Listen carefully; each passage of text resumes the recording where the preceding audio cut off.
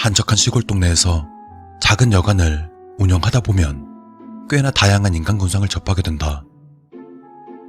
젊은 놈, 젊은 여자, 술 취해 외로이 찾아오는 늙은 할아버지, 시선더리가 부자연스러운 늑다리 불륜 커플, 얼굴에 잔뜩 그늘이 진 달방 손님들. 은기가 가득한 이곳에서 그녀의 존재감은 단연 최고라고 말할 수 있다. 각이 선명한 남상에 나이를 가늠할 수 없으며 항상 같은 시간에 스멀스멀 나타난다. 그 역 같은 붉고 죽죽한 원피스를 입고 말이다.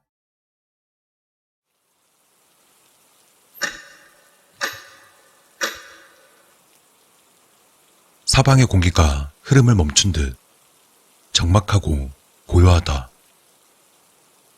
오직 벽걸이 시계만이 홀로 무심하게 제 할 일을 하고 있다. 낡은 브라운관 TV에 4칸으로 분리된 보안 CCTV 화면으로 눈길이 간다. 새벽 2시가 되자 흐릿한 인형이 주차장 가림막을 통과한다. 발목까지 밑단이 내려오는 원피스를 입고 천천히 이곳으로 걸어온다. 그리고 애초부터 발없이 둥둥 떠있는 듯하다. 물과 기름이 따로 분리되듯 보안 카메라 화면 속 그녀는 주변의 배경과 확연히 다른 색채를 가지고 있다. 그러다 그녀가 정문까지 발걸음을 옮기고는 문을 열어 젖혔다. 모니터에 시선을 떼고 짐짓 다른 일을 하는 척 눈을 아래로 내리깐다. 팔에 솜털이 곤두선다. 방 있어요? 뭐야? 참 어울리지 않게 꽤 예쁜 목소리였다. 205로 가시면 돼요. 그녀가 처음 온 날부터 그녀에게는 205호만 내어주었다. 처음부터 의도한 건 아니지만 왠지 그녀를 한 곳에 격리시켜야 된다라는 무의식이 반영된 것 같았다. 매일 혼자 오시는데 남자친구는 없으신가요? 나 뭐하냐? 난 205 키를 건네주며 사적인 질문을 해버렸다.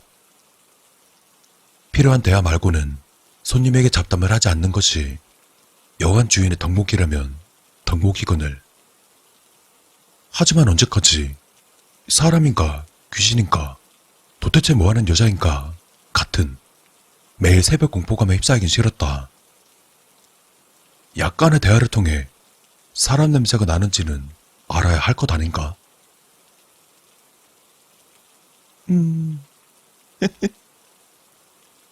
데려가야죠. 데려갈 거예요. 말투, 억양, 분위기. 분명 사람과 대화를 하지 못한 사람일 것이다. 아무리 좋게 생각하려 해도 정신 나간 여자임이 확실하다. 죄송해요. 제가 괜한 질문을 했네요. 필요한 거 있으시면 말씀하세요. 그녀에게 키를 건네주고는 다시금 모니터를 주시했다. 2층으로 올라가는 그녀의 뒷모습이 보인다. 그런데 데려간다니? 데려온다고 말을 해야 되는 거 아닌가? 미친년이라 횡설수설하는가 싶었다. 그런데 2층을 올라가다 말고 그녀가 멈춰섰다. 뭐야, 어서 올라가라고 이년아. 난 CCTV 화면에서 차마 눈을 뗄 수 없었다. 올라가던 발걸음을 멈추고 우두커니 서 있다. 근데 머리를 흔들면서 좌우로, 앞뒤로, 그리고 나를 쳐다본다. CCTV를 바라보는 것이다. 그런데 그녀의 몸은 확실하게 정면을 향하고 있었지만 머리만 180도로 돌려서 나를 쳐다본다. 저 미친 여자는 소름 돋게 씨 굳는다. 양쪽 귓꼬리가 비정상적으로 올라간 채로 저 여자의 입이 일그러진 건지 화면이 일그러진 건지 구분이 되질 않는다. 내가 뭘 보고 있는 거지? 난 의자에 앉아서 그대로 굳어버렸다. 그저 아무것도 할 수 없었다. 난 눈을 질끈 감았다. 제발 꿈이길. 누구나 그간의 상황에서는 신을 찾기 마련이지만 지금의 난 아무 생각이 없었다. 그저 눈을 감고서는 차라리 기절해 버렸으면 좋겠다. 나는 그런 바보 같은 생각을 할 뿐이었다. 식은땀이 등줄기를 따라 흐른다. 그러다 얼마나 시간이 지났을까.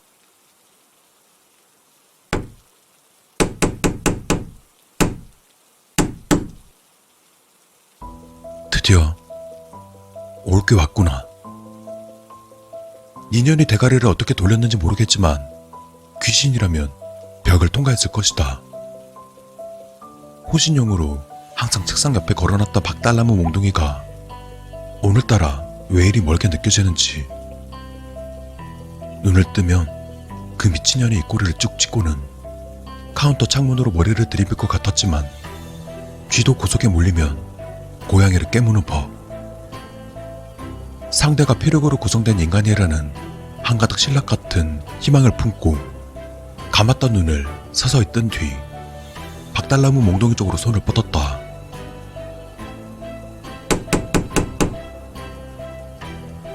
몽둥이를 든 손에 땀이 난다.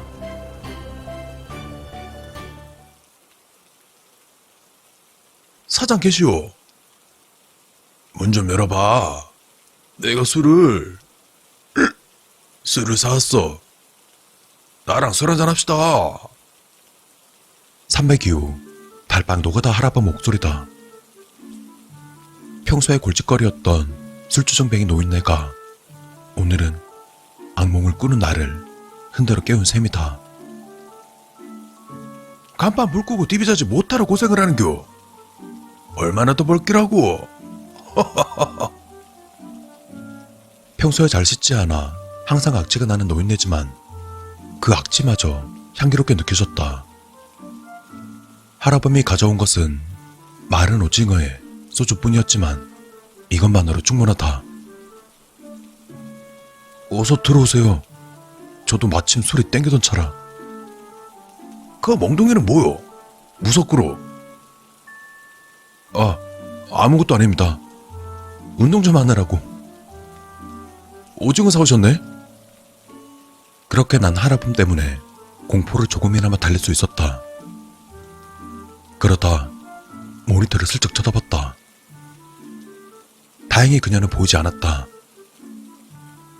늙은 나이임에도 불구하고 노가다를 뜰 정도의 체력을 가지고 있어서인지 영감쟁이는 술이 강했다. 그렇게 내가 골아 떨어질 때까지 술상대가 되어 주었다. 그리고 곧 날이 밝았다.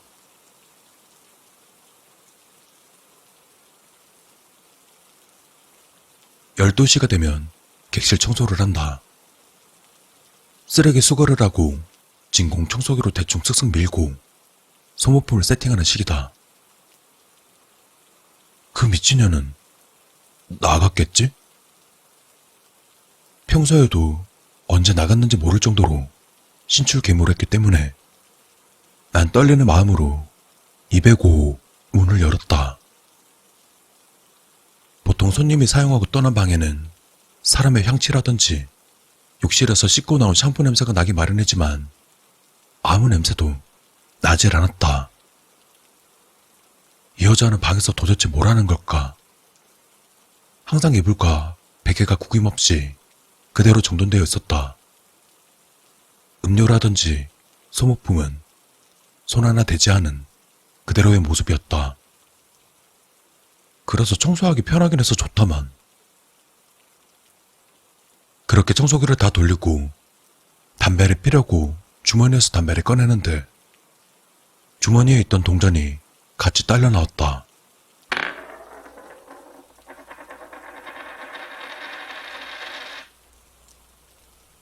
침대 밑으로 동전이 굴러 들어갔다. 그리고 엎드려서 동전을 찾으려는데 동전 대신 2개의 눈동자를 발견했다. 이 미친년은 비좁은 침대 밑에서 소름 끼치는 미소로 날 바라본다. 그리고 입을 쫙 벌린다. 이번만큼은 눈을 감을 수가 없었다.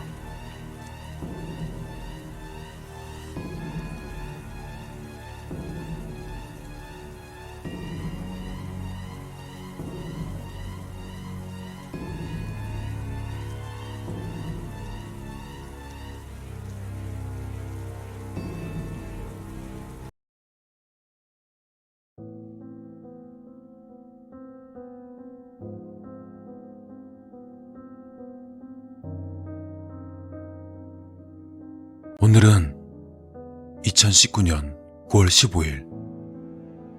영상을 찍는 현재 시각은 23시 13분. 누군가 이걸 듣게 된다면 이걸 경찰서로 보내주시거나 신문사에 제보해서 널리 알려주시길 부탁드리겠습니다.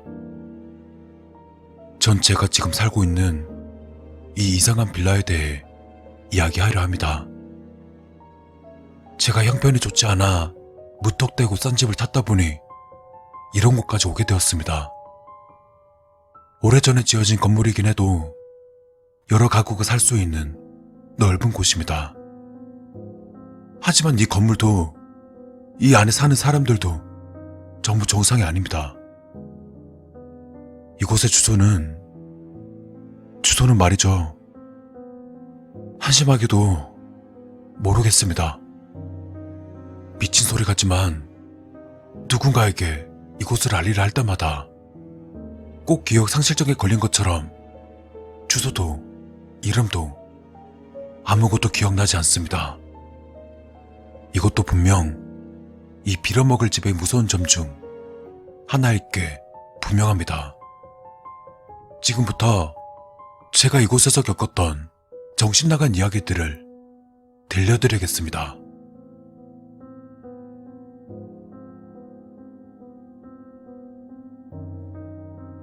첫 번째로, 이곳에 사는 사람들은 전부 인간 같지도 않은 것들입니다. 제 옆집에 살고 있는 사람은 정말 끔찍한 취미를 가지고 있습니다. 자살이죠. 전 매일 아침 복도에서 목을 매달고 죽어있는 그 사람의 시체를 봅니다. 네, 매일입니다. 이해가 가십니까? 그 미친 새끼는 매일 아침 자기 집 문 앞에서 목을 매달아 죽습니다. 분명히 죽었어요. 제가 몇 번이나 직접 확인했습니다. 그런데 건물 관리자라는 인간이 시체를 치우고 나면 오후쯤 멀쩡히 살아서 놀아다닙니다. 관리자가 뒤틀에 시체를 묻는 것까지 봤는데 아무렇지 않게 살아있는 겁니다. 그러다가 다음날 아침이면 다시 목을 매달아 죽어버리는 거죠. 그것 때문에 전 매일 아침마다 목 매단 시체를 보며 하루를 시작합니다. 도대체 뭐가 어찌된 일인지는 저도 이해가 안 갑니다만 이건 이곳에서 일어나는 끔찍한 일 중 극히 일부에 지나지 않습니다. 여기 사는 인간들 중에 제대로 된 인간들은 아무도 없으니까요. 그리고 2층에 사는 여자는 분명 사람을 잡아먹고 있습니다.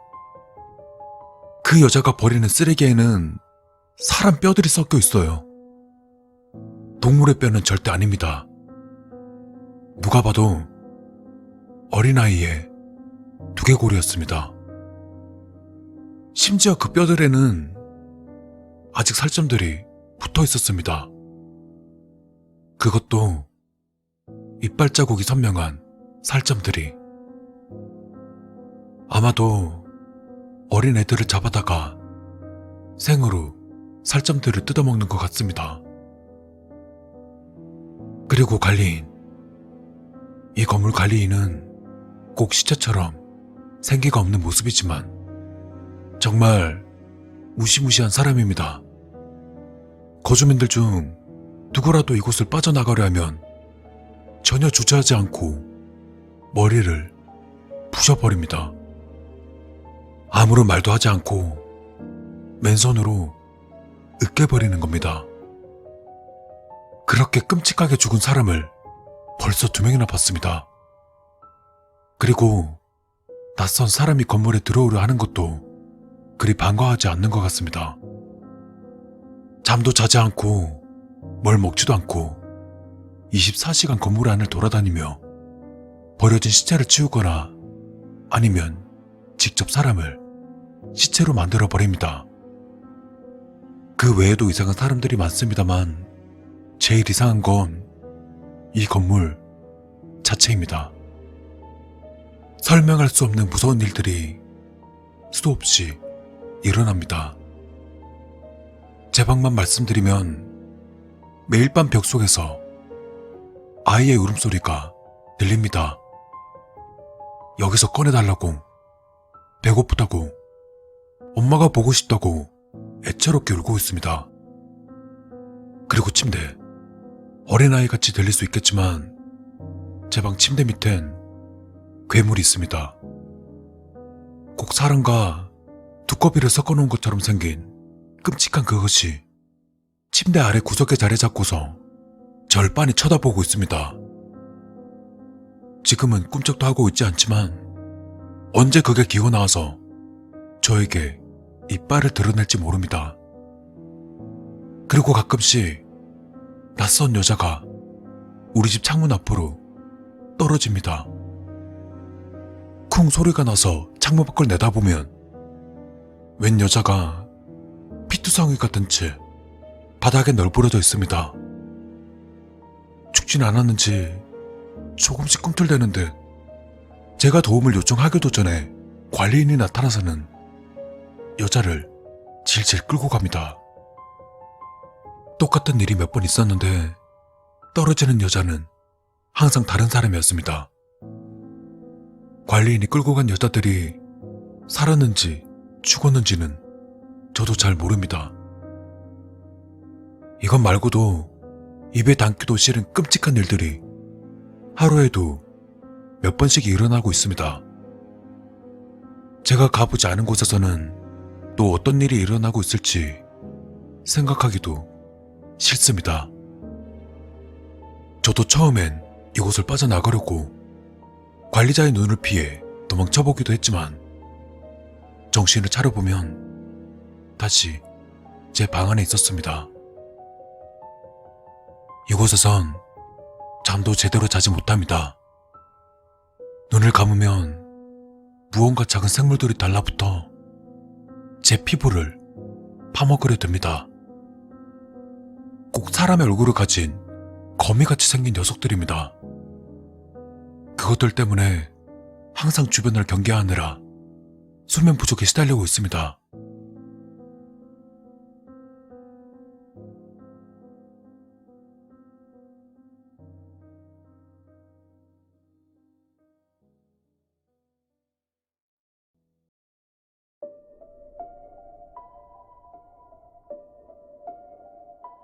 영상을 보고 있는 당신께 부탁드리겠습니다. 제발 이곳을 찾아서 저를 좀 꺼내주셨으면 좋겠습니다. 경찰이건 군인이건 함께 와서 저를 구해주세요. 제가 살아서 이곳을 나갈 수만 있다면 반드시 보답하겠습니다. 제 이름은 김지훈. 8년 전 일어났던 연쇄 살인사건의 범인입니다. 제가 죽인 7명의 사람들에 대해 자백하겠습니다. 그러니 제가 이곳에 있다는 걸 경찰에 꼭 알려주시길 바랍니다. 그리고 빨리 와주세요. 차라리 감옥에서 평생을 살겠습니다. 아니, 사형을 당해도 좋습니다. 죽더라도 이곳에서 끔찍하게 죽기는 싫습니다. 절대로 안 됩니다. 제발 저를 잡으러 와주시길 바랍니다.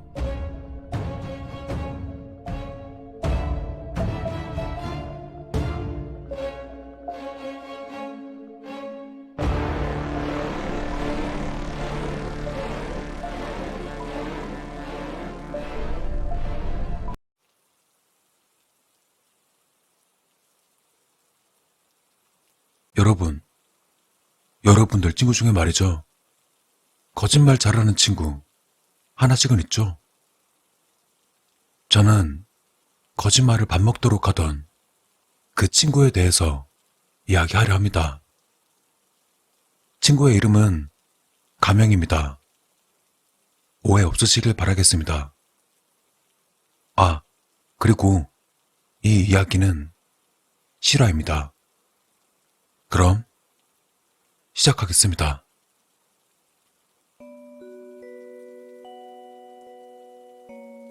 때는 내가 초등학생 때의 일이다.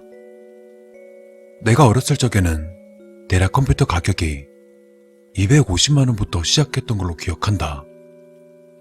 그러니 밖에서 공차고 놀고 숨바꼭질이나 그런 장난으로 시간 때우는 게 대다수.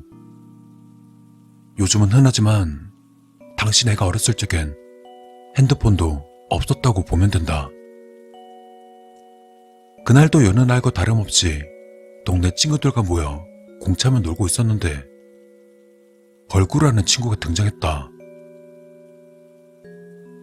야, 저기 땡땡산에 사람 죽은 것들은요?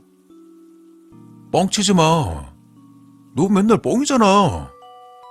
저번에 집에 게임기 산다고 자랑했을 때 니네 엄마가 게임기 산 적 없다고 했거든? 아니야. 이거 진짜야. 슈퍼 아줌마가 그랬어. 2명이나 죽었대. 누가 칼로 찔렀다던데? 나와 친구들 모두는 믿는 척 따위도 하지 않았다. 이건 무조건 뻥이다. 이 녀석은 입벌구다. 입만 벌리면 구라다. 그래도 역시 우리들은 어린아이였나 보다. 슈퍼로 귀엽고 찾아가서 그 사실에 대해 물었다. 역시나였다. 역시나 거짓이었다. 입벌구 저 자식은 숨쉬는 것 빼곤 믿으면 안 될 놈이었다. 항상 거짓말. 항상 주의를 끌고 싶어 하는 것 같았다. 그런데 벌구는 좀 특이한 게 있었다.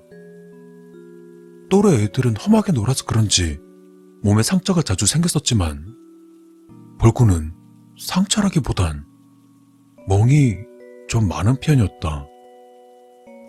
당시에 나와 친구들은 넘어지거나 어디 부딪혔던 거라 가볍게 생각했고 친구들 누구도 물어보는 사람이 없었다. 우리도 까지고 피나고 멍드는 건 흔했으니까. 어렸을 적 우리들은 전투적으로 놀았었다.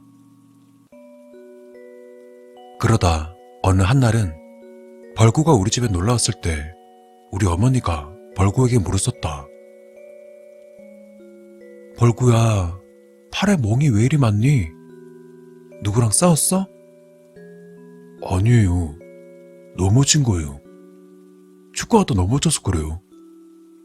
축구를 어떻게 하길래 그리 심하게 들어. 적당히들 좀 해. 제가 제일 열심히 하거든요. 생각해보니까 그때 이상한 걸 느꼈어야 했다. 벌구는 항상 골키퍼였다. 초딩축구에서 몸을 날려서까지 막는 것 따위는 없었다. 전혀 멍들 일 없는 포지션이었다. 그 당시엔 그냥 넘겨들었다. 그거마저 거짓말일 줄은 꿈에도 몰랐으니까. 며칠 뒤 초등학교 체력 검정 시간이었다. 50m 달리기를 뛰는 도중 벌구가 쓰러졌다. 담임 선생님은 벌구를 얻고서는 양호실로 급히 뛰어갔다. 양호 선생님 말씀으론 약간의 탈수 증세가 있는 것 같긴 한데 정밀한 건 병원에 가봐야 할 것 같다고 말했다. 그러다 벌군의 어머님께 연락을 취한 뒤 병원으로 데려가라 했지만 벌군의 어머님은 극구 사양하며 직접 학교까지 찾아오더니 벌구를 데려갔다. 선생님들 사이에서 뭔가 좀 이상하다고 했다. 보통의 엄마들은 아들이 다치면 호들갑을 떠셨겠지만 벌군의 엄마는 놀란 기색도 전혀 없었고 오히려 차분했었다고 했다. 그러다 벌군 몸에 있는 검붉은 멍에 대한 이야기가 스멀스멀 나오기 시작했다. 그렇게 며칠이 흐르고 벌군은 그동안 학교에 나오지 않았다. 벌군은 건강이 좋지 못해 당분간 학교를 못 나온다는 것이었다. 그래도 우린 꼴의 친구라고 몇몇이 모여서 벌군의 병문안을 가기로 했다. 아, 거기에 담임 선생님도 포함되어 있었다. 우린 선생님과 함께 벌군의 집 앞에 도착했다. 선생님이 먼저 들어가시고 우리는 차고에 들어가기로 했다. 그런데 선생님은 문전박대를 당했다. 꽤 먼 거리에 있던 우리들은 무슨 대화가 오고 갔는지 알 수 없었지만 선생님 표정에는 어이없음과 이상하다는 표정이 묻어 있었다.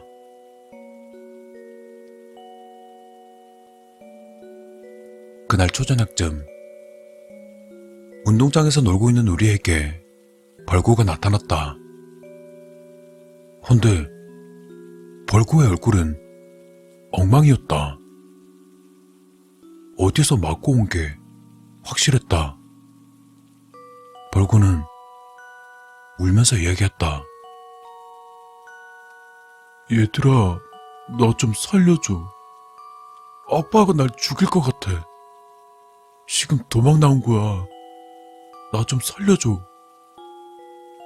그때 알아차렸어야 했다. 당시 벌구가 우리에게 울며 말할 때 우린 그것마저 뻥일 것이라 생각했다. 우리 모두는 장난치지 말라고 했다. 누구랑 싸웠냐며 그저 웃기만 했었다. 그렇게 10분 정도가 지나고 벌군의 엄마가 벌구를 찾으러 왔다. 벌구는 무릎까지 꿇으며 살려달라고 빌었다. 나와 친구들은 그 모습을 지켜볼 수밖엔 없었다.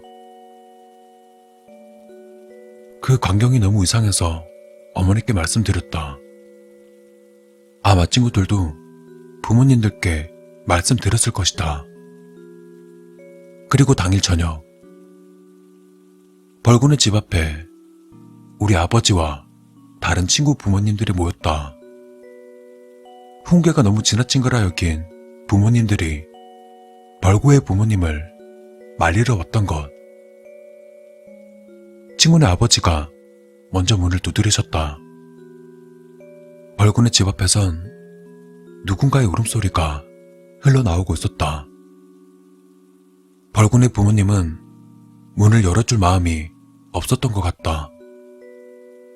그러다 친구네 어머니는 옆집에 들어가 경찰에 신고했다. 집에서 아이가 우는 소리는 들리는데 문은 열지 않는다고. 얼마 뒤 경찰이 도착했다. 그런데 경찰이 문을 힘껏 두드려도 역시 열어주지 않았다. 이상함을 느낀 경찰은 119에 전화해 긴급히 문을 열기로 했다.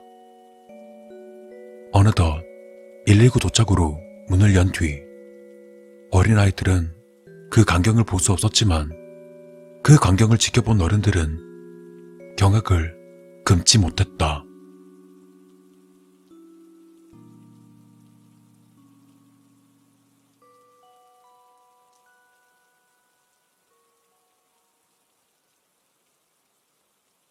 지금부터 할 이야기는 그 광경을 지켜본 아버지께 전해 들은 이야기다.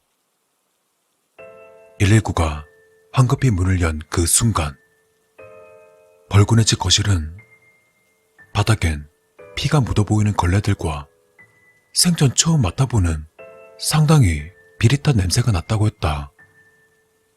그러다 방에 들어선 모습은 아주 처참했다고 한다. 벌군은 밧줄로 묶여 있었고 온몸엔 심한 상처와 속옷 한 장 걸치지 않은 모습으로 바닥엔 피와 배설물이 난자 있다고 한다. 물론 벌군의 부모님은 없었다. 그 광경을 본 119 대원들은 황급히 벌군을 병원으로 옮겼다고 한다. 그러다 며칠이 흐르고 벌구의 부모님들은 경찰에게 붙잡혔다. 벌구는 병원으로 후송된 뒤 정신과 감정까지 받았다고 한다. 그동안 심한 학대로 벌구의 심신은 매우 지쳐 있었다. 또 벌구는 정신과의 소견으로 질문에 요지와는 전혀 다른 대답만 했다고 한다. 정신적으로 문제가 있다고 판단했지만 벌구는 단지 살기 위해서 거짓말을 했었던 것이라 했다. 극심한 알코올 중독인 새아버지와 벌구보다는 알코올 중독자를 더욱 사랑하는 벌구의 엄마. 벌구의 새아버지는 반백수로 노름과 술로 인생을 살며 노름으로 잃은 화를 벌구에게 풀었다고 한다. 벌구의 엄마는 새아버지가 자기를 버리고 떠날까봐 자기 아들이 맞고 학대당해도 침묵했던 거라 한다. 치료가 끝난 벌구는 학교에 작별 인사도 없이 보호센터로 옮겨졌다. 그 후로 벌구와는 연락되지 않았다.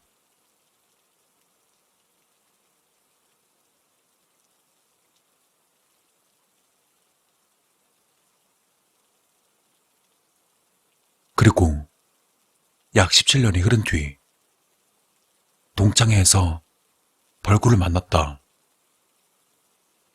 모두들 너무나 반가워했다. 그리고 이 녀석 어릴 적 얼굴 그대로였다. 성인이 되어 만난 우리들은 신나게 술틀을 퍼부어댔다. 그러다 술자리가 무르익고 어떤 한 녀석이 많이 취했는지 벌구에게 그만 실수를 저질렀다. 그때 많이 아팠냐? 부모들은 어찌 되었냐? 진짜 아무리 취했다지만 생각 없는 새끼였다. 벌구는 이야기를 가만히 듣다가 자리에서 벌떡 일어나더니 주먹을 휘둘렀다. 충분히 이해했다. 그리고 벌구가 말했다.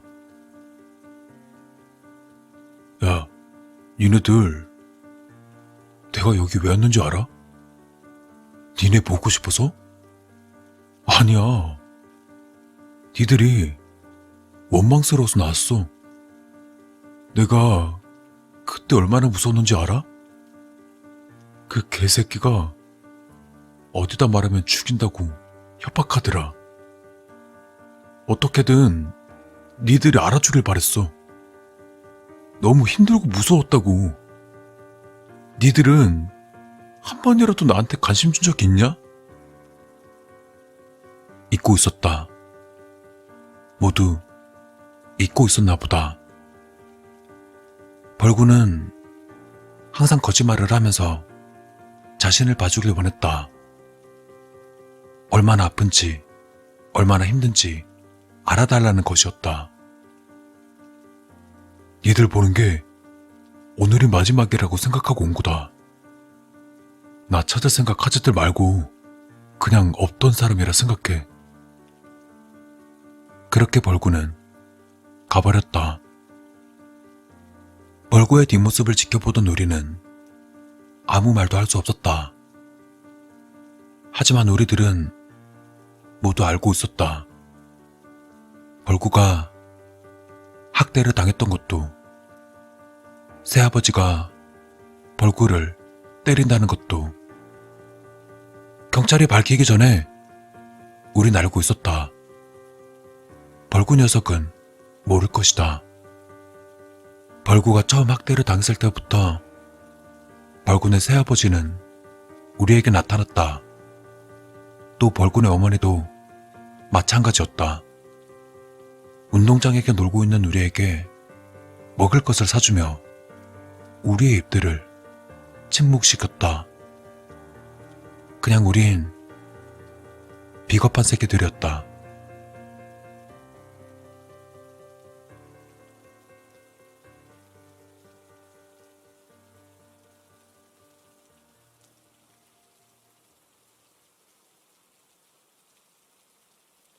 혹시나 이 글이 제 친구에게 전해진다면 꼭 미안하다고 말해주고 싶습니다.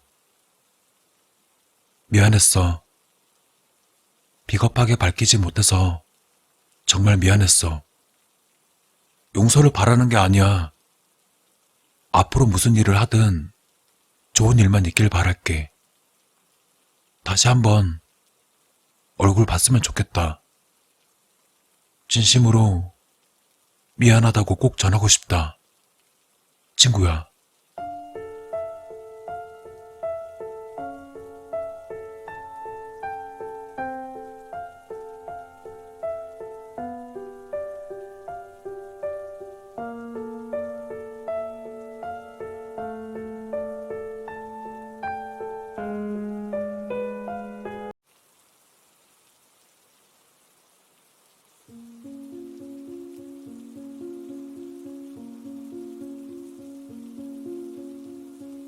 인터넷이 연결되어 있지 않은 고사양 컴퓨터와 최신 TV, 게임과 잡지, 책, 운동기구 등 필요한 물품 무한 제공. 하루 3끼 원하는 식사와 간식 제공. 푹신한 침대와 따뜻한 물이 칼칼 쏟아지는 욕실이 딸린 방. 만약 위와 같은 것들이 제공된다면 당신은 밖으로 나가지 않고 얼마 동안 행복하게 지낼 수 있을까? 한 달인 사람도 있을 것이고 1년인 사람도 있을 것이고 평생 살아도 좋다는 사람도 있을 것이다. 하지만 나 같은 경우는 고작 일주일 정도뿐이다. 그 이상 갇혀있는 것은 절대로 사양이다.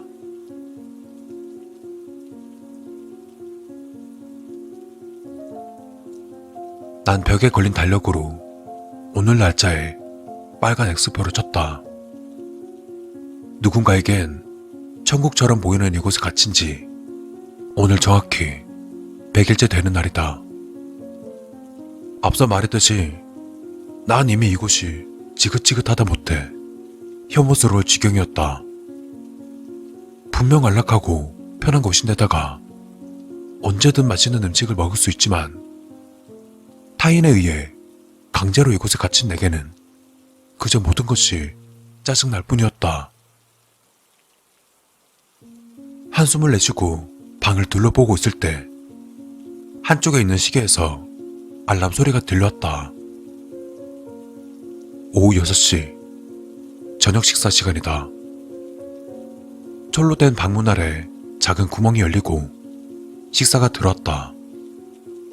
그리고 여느 때와 다름없이 날 여기에 가둔 여자의 목소리가 들려왔다. 날 사랑한다고, 날 위한 거라고, 이게 최선이라고 말하는 이 여자. 식사 때마다 저 여자는 한 번도 거르지 않고 같은 소리를 반복한다. 난 그 말을 무시한 채 식사를 가져와서는 밥상에 앉았다. 날 사랑하기 때문에 가둔다는 저 미저리 같은 여자 때문에 이곳에 갇힌 지도 어느덧 100일이 되었다. 내 머릿속은 온통 이곳을 탈출하고 자유를 되찾자는 생각으로 가득 차 있었다. 어떻게 해야 이곳을 나갈 수 있을까? 창문으로 탈출하는 건 창문이 두꺼운 쇠창살로 막혀있어 불가능하다. 식사 시간에 구멍으로 들어오는 여자의 손을 낚아채고 문을 열려고 소리치는 방법 역시 힘들 것이다. 저 독한 여자는 절대 문을 열지 않을 게 분명했다. 사랑이랍시고 사랑까지 가둬놓는 여자니 더 볼 것도 없다. 벽에 구멍을 뚫는 생각도 해봤지만 시간이 얼마나 걸릴지 알 수 없는 노릇이었다. 아무리 생각해도 이렇다 할 방법이 떠오르지 않는다.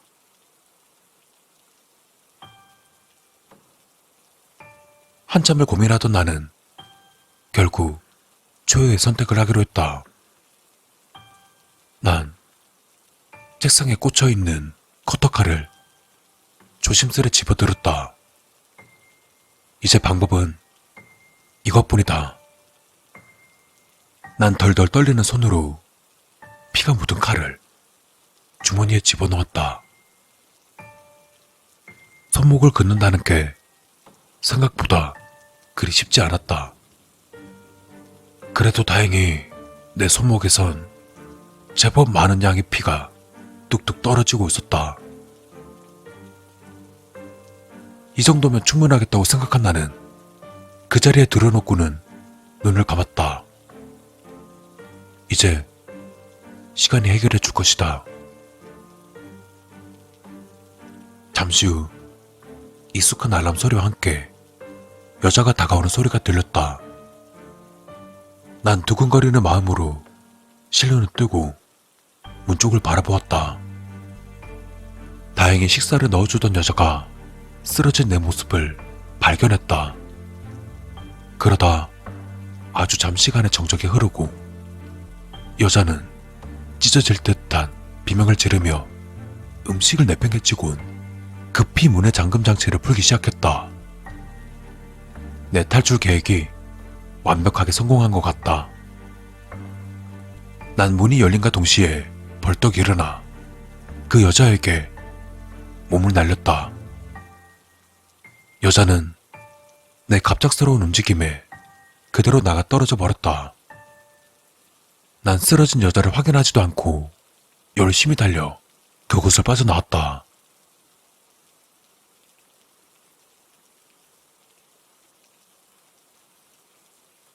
여자가 쫓아오지 않는다는 걸 확인한 나는 거친 숨을 몰아쉬곤 주머니에 있던 천조가리로 손목을 지혈했다. 제법 통증이 있었지만 자유가 가득한 바깥 공기 덕에 그리 고통스럽지 않았다. 100일간의 고통의 시간. 이젠 끝이다. 제일 먼저 뭘 할지는 이미 정해져 있다.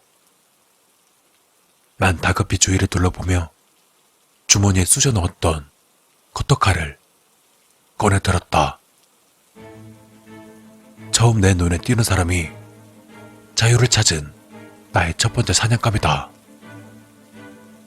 몇 달 만에 다시 시작한 사냥에 대한 기대감과 흥분감으로 벌써부터 심장이 뛰고 있었다. 이토록 즐거운 일을 막는답시고 엄마라는 여자는 날 지긋지긋한 그곳에 가두었다. 날 사랑한다면서, 날 위한 일이라면서, 이것이 최선이라면서. 그 여자의 어긋난 주작으로 갇혀있던 100일은 내겐 너무나 힘든 시기였다. 하지만 이제 난 다시 자유를 찾았고 이 바깥 세상에서 예전처럼 즐겁게 살 수 있을 것이다. 적어도 경찰에 잡히지 않는다면 말이다.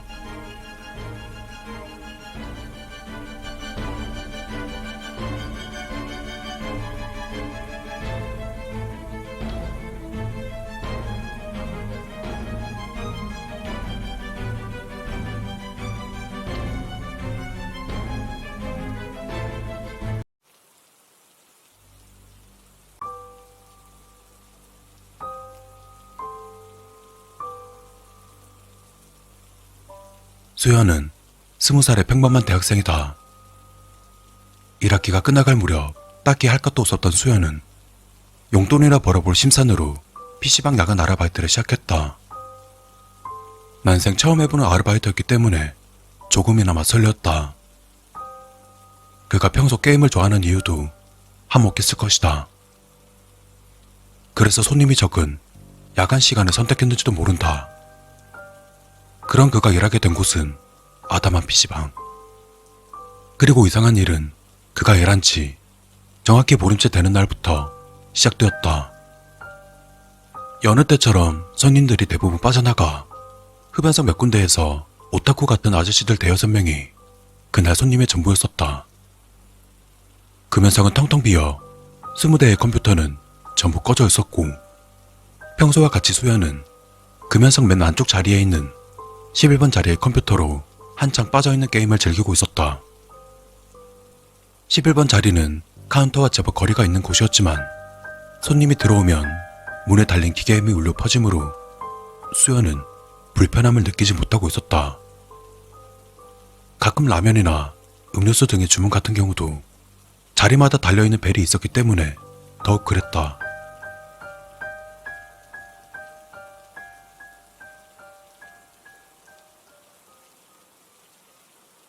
그렇게 시간이 흘러 흡연석 아저씨들도 잠에 빠진 모양인지 가게 안에서는 정막만이 감돌았다. 오직 수연의 컴퓨터 스피커에서 약하게 틀어놓은 소리만 들려온다. 언제나처럼 게임에 빠져있던 수연은 돌을 맞은편 끝자리인 1번 자리의 부팅 소리를 듣게 된다. 손님이 벨을 누를 때 놓칠 때가 있는 수연이었지만 이상하게 1번 컴퓨터 시작음에는 비처럼 반응이 빨랐다. 자신이 사용하고 있는 컴퓨터를 제외하고는 전부 꺼져 있어야 정상이거늘 이상하게 1번 컴퓨터에만 불이 들어와 있었다고 한다. 들어온 손님도 나간 손님도 없는 데다 설사 누가 키고 간 것이라면 움직임을 포착할 수 있는 게 당연했을 터였다. 이상하게 생각한 수연은 단순한 오작동이라고 생각할 뿐이었다.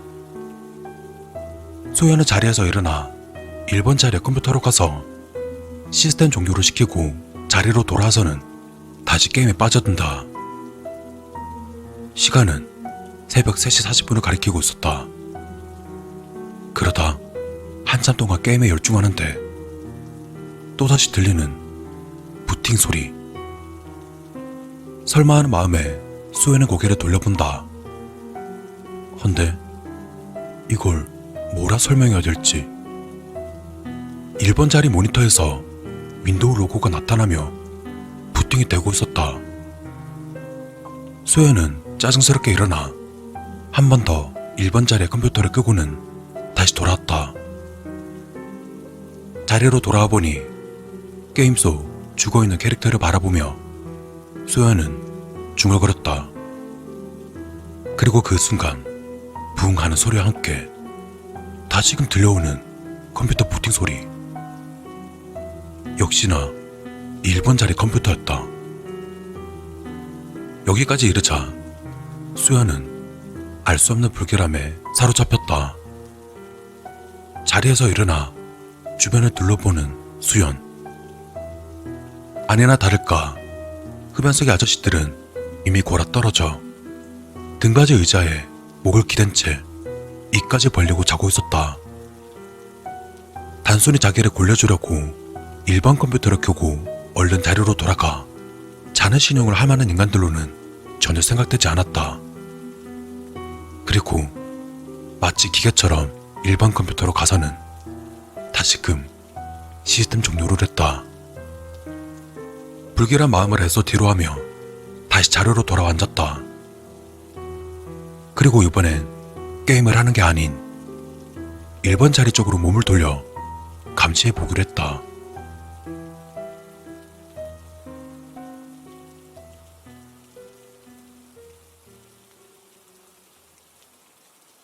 (10분) (15분) (20분이) 다 돼갈 무렵까지 아무런 반응이 없자 수연은 안도의 한숨을 내쉬었다.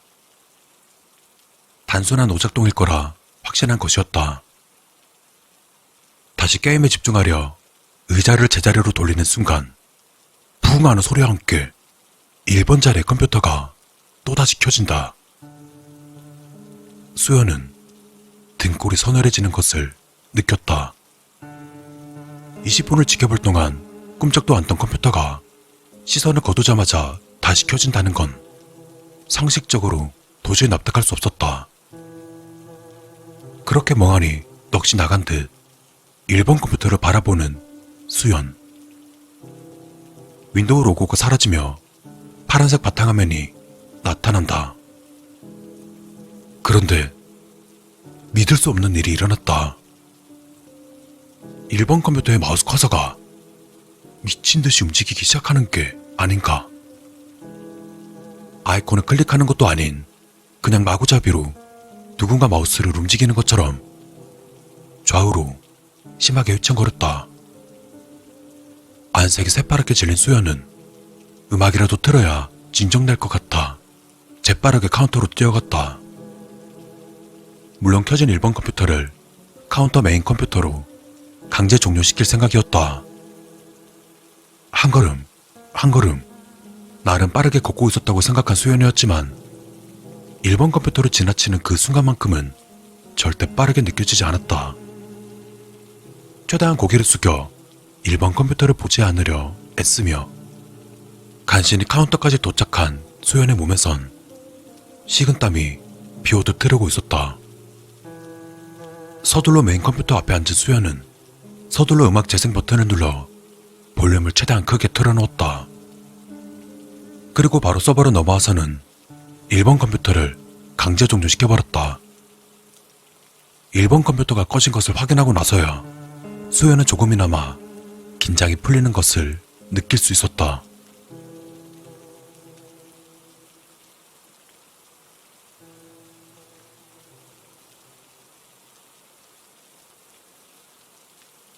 수연은 음악 소리를 따라 흥얼거리며 옆쪽에 자리 잡고 있는 CCTV를 보기로 했다. 가끔씩 입 벌리고 잠들어 있는 오타쿠 아저씨들의 모습을 훔쳐보며 배꼽을 잡았던 탓에 이번 역시 그렇게라도 이 기분을 날려버리려고 한 것이었다. 8개로 분할된 화면을 하나하나 확대해서 보는 수연. 역시나였다. 흡연석 쪽 아저씨들은 세상 모르게 잠들어 있었고 그 모습은 너무나 우스꽝스러웠다. 파리가 입안에 들어가도 모를 만큼 입을 쩍 벌리고 있는 아저씨를 비롯해 8명의 모습을 살펴보며 CCTV 화면을 하나씩 넘긴다.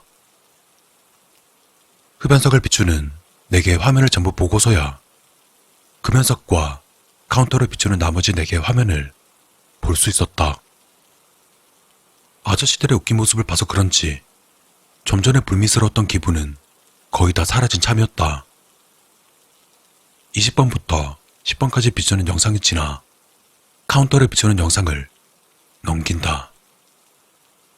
그리고 1번 컴퓨터부터 9번까지 비추는 영상을 보았을 때 수연은 순식간에 몸이 얼어붙는 것을 느낄 수 있었다.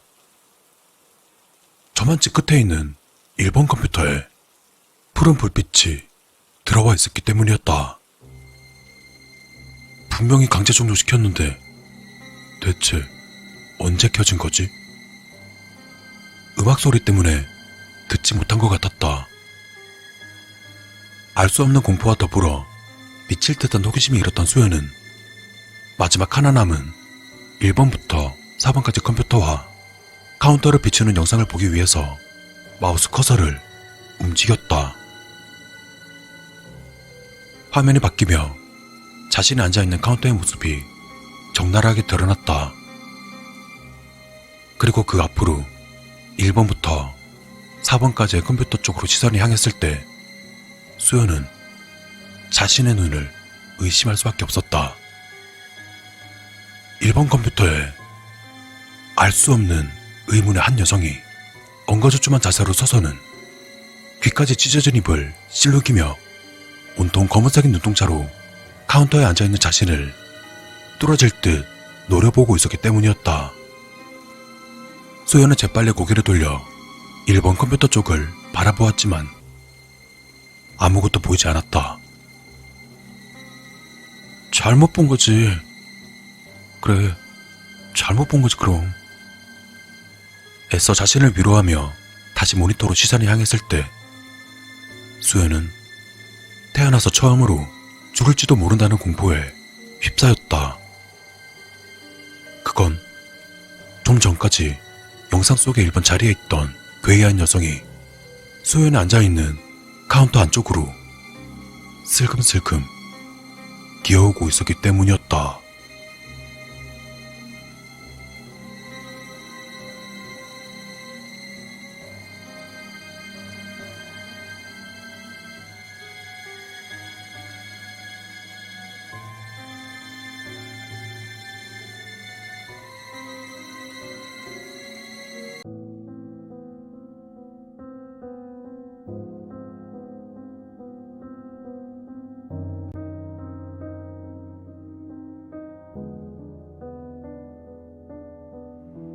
나는 널 용서한다. 오랜 시간 날 무시하고 깔보던 너를 용서한다. 학생 시절부터 시작된 너와 나의 악연. 절대 잊을 수도 용서할 수도 없을 정도로 원한은 깊었다 생각했지만 한심하다는 듯 날 내려다보던 너의 두 눈은 더 이상 앞을 볼 수 없으니 이젠 널 용서한다.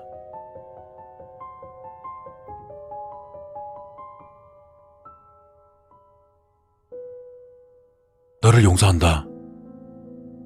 나에게 심한 말을 하며 욕을 퍼부었던 너를 용서한다. 네 입에서 나온 말들은 비수가 돼 내 심장을 난도질했지만 너의 그 혓바닥 역시 지금은 갈갈이 찢겨 바람 소리만 날 뿐이니 이제 용서할 수 있다. 너를 용서한다. 내 돈을 뺏고 내 물건들을 뺏어간 너를 용서한다. 그것 때문에 늘 배고프고 궁핍하게 살았지만 내 것으로 개글스를 먹을 것 채워넣었던 그 배에 커다란 구멍이 뚫려버렸으니 이제는 용서할 마음이 생겼다.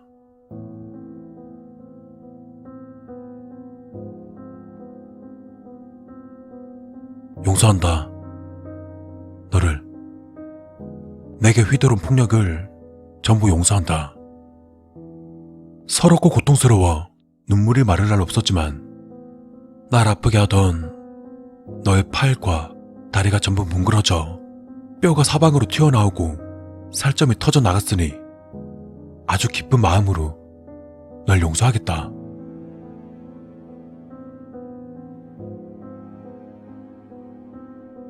나는 너를 용서한다. 내 가족들에게 고통을 준 것마저 용서한다.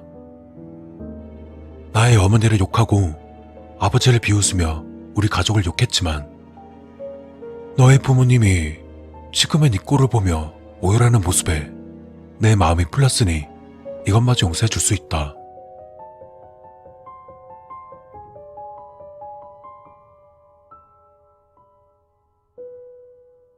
너를 용서한다. 내 인생을 쓰디 쓴 지옥으로 만든 너지만 이젠 널 용서한다.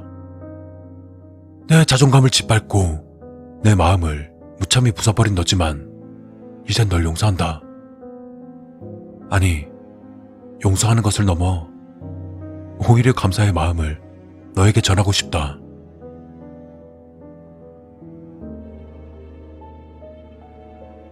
너에게 감사한다. 네가 오토바이를 타다 빗길에 미끄러지고 아스팔트에 갈려나가 끔찍한 고통을 받았음에도 끝내 살아나줌에 감사한다. 그러고 굴러서 만신창이가 되어 차라리 죽었으면 하고 바랬음에도 끝내 살아났음에 감사한다. 너의 부모님이 오열하는 꼴을 바로 옆에서 봐야 하겠지만 살아줘서 감사한다.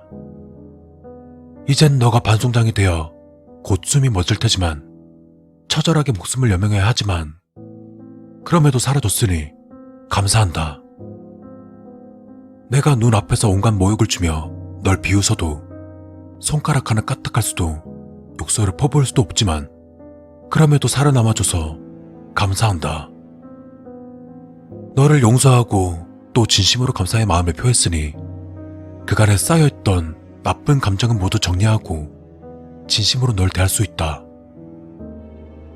그러니 이젠 매일같이 찾아와서 너의 모습을 봐줄 생각이다.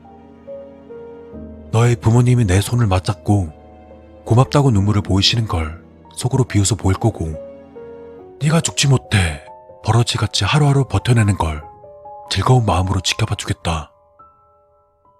이런다고 해서 그간 고통받았던 내 과거가 사라지는 건 아니지만 지금 내 마음은 한없이 행복하고 황홀하니 그걸로 만족한다. 그러니 제발 오래오래 연명해 주었으면 한다. 그렇게 시간이 흘러 내가 충분히 만족하고 너에게 흥미가 떨어지면 너의 병실의 발길을 완전히 끊은 다음 널 완전히 잊고 이젠 제대로 된 내 인생을 살겠다. 그렇게 자유롭게 살아가다가 마침내 너의 부고 소식이 들려오면 그땐 또다시 기쁜 마음으로 축배를 들어주겠다. 이번에야말로 정말 너가 지옥에 떨어지기를 간절히 기도하면서 이제 너에게 진심을 담아 마지막으로 말한다. 넌 내게 비참한 삶을 주었지만 지금은 너를 용서한다.